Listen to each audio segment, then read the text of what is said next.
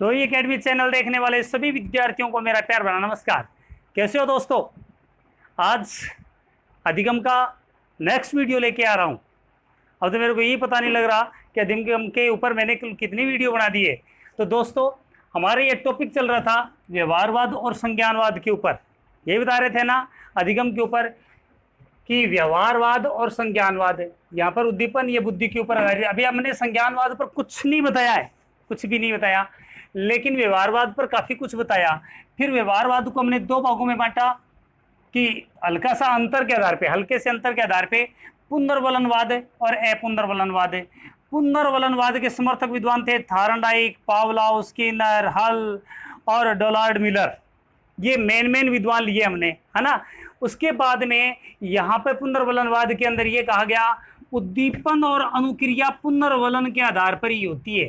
उद्दीपन अनुक्रिया, इसके समर्थक विद्वान ये कह रहे हैं उद्दीपन अनुक्रिया जो है वो पुनर्वलन के आधार पे होती है। किसके आधार पे होती है? इसके आधार पे होती है। चलो ठीक है जी, ये हमने पूरा डिटेल से आपको बताया। उसके बाद में बात की अपुनर्वलनवाद। अपुनर्वलनवाद के अंदर के जो समर्थक विद्वान जो मेन हैं वो जॉन ब्रॉड्स वॉटसन और दूसरे हैं गुथरी साहब। ये मैंने आज बोर्ड के ऊपर इसलिए लिखे हैं ताकि आपको आसानी से समझ में आ जाएं, क्योंकि जो नए सब्सक्राइबर जुड़े हैं उनको ये पता चल जाए कि मैंने पीछे की वीडियो में क्या करवाया है। दोस्तों, थार्नडाइक का सिद्धांत, पावलोव का सिद्धांत, स्किनर का सिद्धांत, हल का सिद्धांत, डोनाल्ड मिलर के सिद्धांत, इन सब के बारे में बता दिया। ये पुनर्वलनवाद के समर्थक हैं। उद्दीपन और अनुक्रिया पुनर्वलन के आधार पर होती है, यानी कि पुनर्वलन के कारण ही उद्दीपन और अनुक्रिया होती है, ये कहते हैं ये लोग। जबकि अपुनर्वलन के जो समर्थक विद्वान हैं वो कौन है? यहाँ पर जॉन ब्रॉड्स वॉटसन और दूसरे विद्वान कौन है? गुथरी। ये दो विद्वान हैं जो किसके समर्थक है? अपुनर्वलन। ये बल देते हैं समीप्यता और बारंबारता पर। इन्होंने ये कहा है पुनर्वलनवाद के समर्थक विद्वान कि उद्दीपन अनुक्रिया पुनर्वलन के आधार पर नहीं होता, पुनर्वलन के आधार पर उद्दीपन अनुक्रिया नहीं होता, जबकि समीपता और बारंबारता के आधार पर होता है। क्या होता है? यानी कि जो मोटिवेशन, जो आदमी सीखता है, कोई भी व्यक्ति सीखता है, वो समीपता और बारंबारता पर सीखता है। किस पर सीखता है? समीपता और बारंबारता पर सीखता है। तो सबसे पहले बात करेंगे जॉन ब्रॉड्स वॉटसन के बारे में। दोस्तों, ये अमेरिका के विद्वान थे। कहाँ के विद्वान थे? ये अमेरिका के विद्वान थे। 1878 ईस्वी के अंदर अमेरिका में जन्म हुआ था और 1958 ईस्वी के अंदर इस दुनिया से इन्होंने विदाई ले ली थी। तो जन्म कब हुआ? 1878 के अंदर, और मृत्यु कब हुई थी? 1958 ईस्वी में। लगभग 80 साल तक इस पृथ्वी पर रहे और उसके बाद में ये चले गए। व्यवहारवाद के जनक कहलाते हैं ये। किसके जनक? सन 1913 में जब डॉक्टर हॉकिंग्स यूनिवर्सिटी में ये पढ़ाया करते थे, उस समय इन्होंने व्यवहारवाद का जो सिद्धांत था उसको प्रदान किया था। तो यहाँ पर छोटे छोटे मैंने आंकड़े बना के लाइन बनाई है। तो ये अमेरिका के रहने वाले विद्वान थे। 1978 में जन्म, 1878 में जन्म और 1958 में इनकी मृत्यु हुई। कब मृत्यु हुई? 1958 में। अमेरिका के विद्वान है। इनका पूरा नाम है जॉन ब्रॉड्स वॉटसन। वाई दिए ब्रॉड्स नाम दे दे, वाटसन ना दे, दिक्कत आ जाए ना सुमेलित करने वाले में, इसीलिए पूरा नाम बता दिया आपको। उसके बाद में इन्होंने जो प्रयोग किया, किसके ऊपर किया? अपने 11 वर्षीय बेटे के ऊपर प्रयोग किया था, अपनी पत्नी रेनर के साथ मिलके। इनकी पत्नी का नाम था रेनर। क्या नाम था? रेनर। और इनका 11 माह का एक बालक था जिसको लिटिल अल्बर्ट कहते हैं। यानी कि ये प्रयोग तो विवादास्पद है। लिटिल यानी कि मतलब छोटा बच्चा जिसका नाम है अल्बर्ट, जो 11 महीने का है, उसके ऊपर इन्होंने प्रयोग किया था। और जो प्रयोग है उस प्रयोग को मैं आपको बताऊंगा, ठीक। उसके बाद में हम गुथरी के बारे में बात करेंगे। वॉटसन की एक बड़ी प्रसिद्ध परिभाषा है। इन्होंने ये कहा था कि मेरे को कोई शिशु दे दो, उसको वकील बनवा लो, डाकू बनवा लो, गुंडा बनवा लो, आपकी इच्छा है वो बना दो, उसके मैं अनुवांशिक गुणों वगैरह को कुछ नहीं देखूंगा, ठीक है। और आप जो चाहोगे, वकील, डॉक्टर, इंजीनियर, मास्टर, जो कुछ बनवाना बना दो, मेरे को एक शिशु दे दो, छोटा बच्चा दे दो, और जो चाहे वो बना लो, ये इन्होंने कहा। दूसरा, इन्होंने जो प्रयोग किया वो इवान पावलोव के जांच के परिणाम पर आधारित है। किसके ऊपर? इवान पावलोव ने जो सिद्धांत दिया था उसने जांच की और उसके परिणाम के ऊपर आधार पर, उनके परिणामों के आधार पर इनका जो सिद्धांत है वो टिका हुआ है। इसके ऊपर भी डिटेल से बाद में बात करेंगे। पहले अपने बात कर लेते हैं कि इन्होंने कौन सा प्रयोग किया। दोस्तों, इनका जो बेटा है 11 वर्ष का, जिसका नाम क्या है, अल्बर्ट है, तो ये घर के अंदर एक खिलौना लेकर आए, बालों वाला खिलौना लेकर आए, चूहा जो होता है वो लेकर आए। उसको देख के और ये बड़े खुश हुए, उस खिलौना के देखकर उसकी तरफ दौड़े। जब उसको दौड़े पकड़ने लगे तो उसमें से अचानक भयानक ध्वनि निकली, तो बच्चा एकदम डर गया। अब उसके बाद में दूसरी बार प्रयोग दोहराया गया, तीसरी बार तो वो डरने लग गया।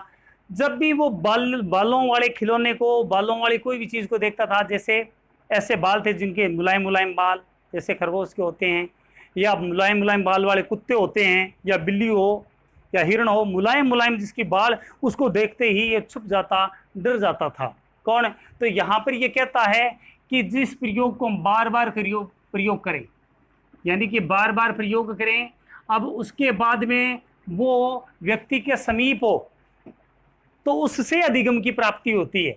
यानी कि जो बल दे रहे हैं यहाँ पर बारंबारता और समीपता पर, उसके कारण अनुबंध हो रहा है। समीपता को और बारंबारता को महत्व दे रहे हैं। कौन दे रहे हैं? वॉटसन दे रहे हैं। कौन दे रहे हैं? जॉन ब्रॉड्स वॉटसन जो है इसके ऊपर बल दे रही हैं। किसके ऊपर? कि जो खिलौना है उसको देख के उड़ने लग गया, तो जो बालक है उसके अंदर भय, कुंठा, प्रेम, स्नेह, सहानुभूति, यदि ये विकसित करनी है, ये सारी चीज़ें विकसित करनी है, तब उसके बाद के अंदर आपको समीपता और बारंबारता के ऊपर बल देना पड़ेगा। ठीक है, तो अभी आप एक बार स्क्रीनशॉट ले लें, उसके बाद में हम गुथरी के ऊपर बात करेंगे। हाँ, तो दोस्तों अभी आपको जॉन ब्रॉड्स वॉटसन के बारे में बताया। ये मैंने साफ इसलिए नहीं किया क्योंकि हम पुनर्वलनवाद पढ़ रहे हैं, आपको कुछ पता चले। कई बच्चों को ऐसी आदत होती है, वो स्किप कर करके आगे आगे पढ़ते हैं, बीच बीच के अंदर से आगे बढ़ गए, ताकि उनको पता चल जाए मैं क्या पढ़ा रहा हूँ। तो पुनर्वलनवाद के अंदर गुथरी साहब ये कहते हैं, गुथरी अमेरिका के विद्वान थे, उनका 1886 में जन्म हुआ था। कब हुआ था? गुथरी। देखो, हम 86 को बोल रहे हैं छा, लस्सी आप पीते हैं ना मट्ठा घर पे, 86 को बोल रहे हैं छा, हम छा पी के गुत्थम गुत्था हो जाते हैं, गुत्थम गुत्था से गुथरी। गुथरी जो है, इनका पूरा नाम है एडविन रे गुथरी। क्या नाम है? एडविन रे गुथरी इनका पूरा नाम है। अमेरिका के अंदर इनका जन्म हुआ था। समीपता का सिद्धांत दिया था। कौन सा था? समीपता का। जब इन्होंने अपने कैरियर को प्रारंभ किया तो एक गणितज्ञ थे ये, लेकिन उसके बाद के अंदर इनका मनोविज्ञान में इंटरेस्ट जगा और मनोविज्ञान की फील्ड में बहुत आगे निकल गए और समीपता का सिद्धांत दिया। इनका बेटा था पीटर, उसके ऊपर इन्होंने एक्सपेरिमेंट किया था और उस एक्सपेरिमेंट के द्वारा उन्होंने सिद्ध किया कि उद्दीपन और अनुक्रिया के बीच के अंदर पुनर्वलन नहीं होता, हमेशा समीपता होती है। क्या होती है? समीपता के कारण प्रेम, भय, सीखना, ये सब कुछ पनपता है। समीपता पर बल दिया और इन्होंने कहा कि समीपता के कारण ही आदमी जो है वो सीख पाता है, व्यक्ति वो सीख पाता है। तो समीपता पर बल दिया इन्होंने, इसीलिए इनका जो सिद्धांत था समीपता का। लेकिन इन्होंने कहा कुछ क्रियाएं ऐसी होती है जो एक बार प्रयास में भी सीख सकता है, जैसे पेंसिल पकड़ना, पेन को पकड़ना, है ना, ये एक बार में ही सीख जाता है। कुछ ऐसी क्रियाएं होती है, इसीलिए एक हरा प्रयास सिद्धांत भी कहते हैं। क्या बोलते हैं? एक हरा प्रयास सिद्धांत भी गुथरी का है। तो अमेरिका के रहने वाले थे और जो पीटर था उसके ऊपर प्रयोग किया। इनके घर में एक खरगोश पाला हुआ था, ठीक है, और ये खरगोश से बहुत घृणा करते थे। कौन? इनका जो बेटा पीटर था वो घृणा करता था।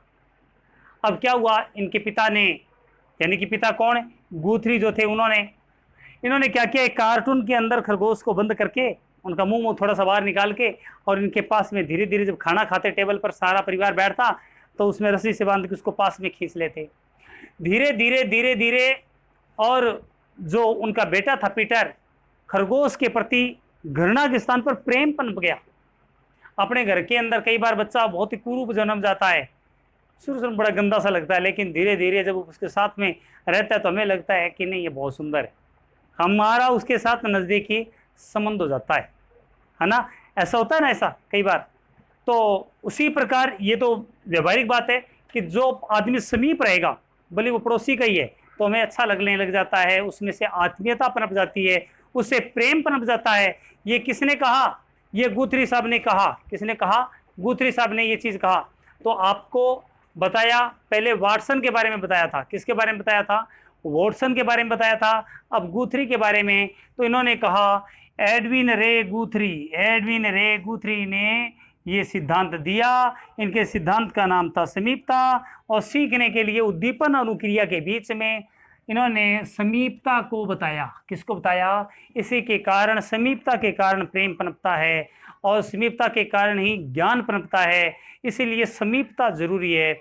तो दोस्तों, यहाँ पर जो अपुनर्वलनवाद है उसके दो समर्थक विद्वानों के बारे में बताया, एक तो वॉटसन और दूसरा है गुथरी। जो वॉटसन है जो व्यवहारवाद के जनक है। कौन से हैं? उसके बाद के अंदर यहाँ पर समाप्त हो जाता है हमारा व्यवहारवाद। क्या समाप्त हो जाता है? व्यवहारवाद समाप्त हो जाता है। और कल अपने शुरू करेंगे संज्ञानवाद और उसके समर्थक विद्वानों के सिद्धांतों को। तो उम्मीद करता हूँ व्यवहारवाद समझ में आया होगा। और व्यवहारवाद के अंदर उद्दीपन, अनुक्रिया, है ना, समीपता, समीप्यता, समीपता, बारंबारता, ये सारी चीजें आपने इसके अंदर देखी। और जब बार बार वीडियो देखोगे, बार बार देखोगे, नोट्स बनाओगे, तो आसानी से समझ में आ जाएगा। और यदि फिर भी आपके समझ में नहीं आए तो कमेंट डालो मेरे को, और मैं कमेंट के प्रत्येक कमेंट का, छोटे छोटे कमेंट का भी मैं जवाब देता हूँ। वीडियो को पूरा देखो दोस्तों, भले फास्ट करके देख लो आप, लेकिन देखो जरूर। दूसरी बात, बार बार सुनो, समय का सदुपयोग कर लो, जीवन के अंदर उठ जाओ, अपनी सारी ऊर्जा को, सारी शक्ति को संचित करके और बुलंदियों की तरफ चल पड़ो। बहुत बहुत धन्यवाद। आपका दिन शुभ रहे।